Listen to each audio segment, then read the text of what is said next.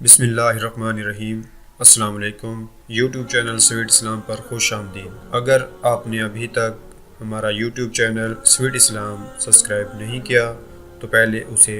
Subscribe کر لیجئے اور ساتھ ہی بیل آئیکن پر پریس کیجئے تاکہ ہمارے آنے والی نیو ویڈیوز کی اپڈیٹ آپ تک بر وقت پہنچتی رہے۔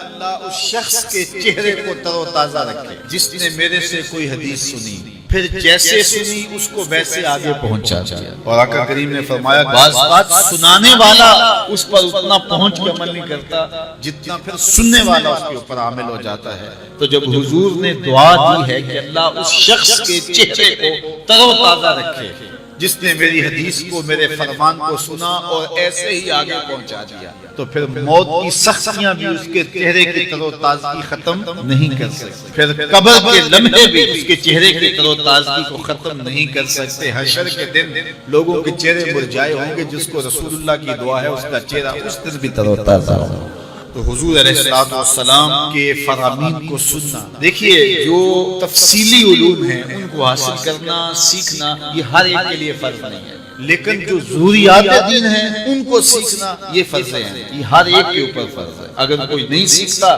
تو وہ گناہگار ہے، اور اس میں نماز کے مسائل ہیں، روزے کے مسائل ہیں، حج کے مسائل ہیں، زکوٰۃ کے مسائل ہیں، اگر کاروبار کرتا ہے تو بیع و شراء کے مسائل ہیں، اور کفر اسلام کی ضروری باتیں ہیں کہ کفر کیا ہے، اسلام کیا ہے۔ تو یہ ساری ضروری چیزیں جو ہیں ایمانیات سے تعلق رکھتی ہیں، ان کا سیکھنا جو ہے ضروری علوم کا یہ ہر ایک کے اوپر فرض ہے۔ تو اس لیے آپ لوگ اپنا وقت کچھ نکال کر کے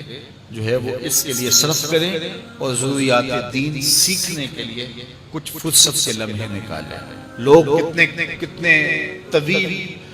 ڈپلومے کرتے ہیں، کاروبار سیکھتے ہیں، کن علوم میں مہارت ہے جو ہمارے لیے بالکل غیر ضروری ہے۔ کسی نوجوان کے پاس بیٹھ جاؤ نا تو وہ تمہیں بتائے گا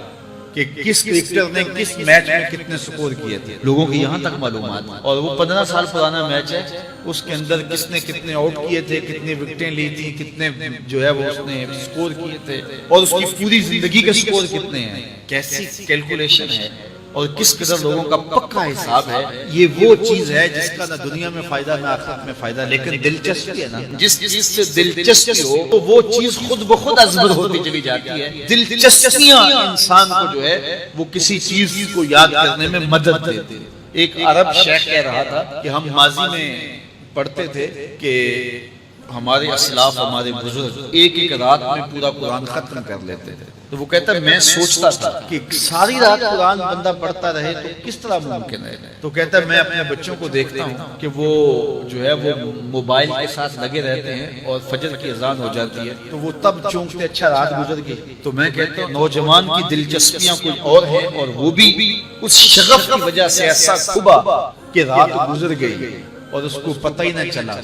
تو جن کو قرآن کا نشہ ہو گیا تھا ان کی ساری راتیں قرآن میں گزر جاتی تھی، ان کو پتہ ہی نہیں ہوتا تھا کہ رات بھی گزر گئی ہے، اور اذان ہوتی تو پھر پتہ چلتا کہ اچھا رات گزر گئی ہے۔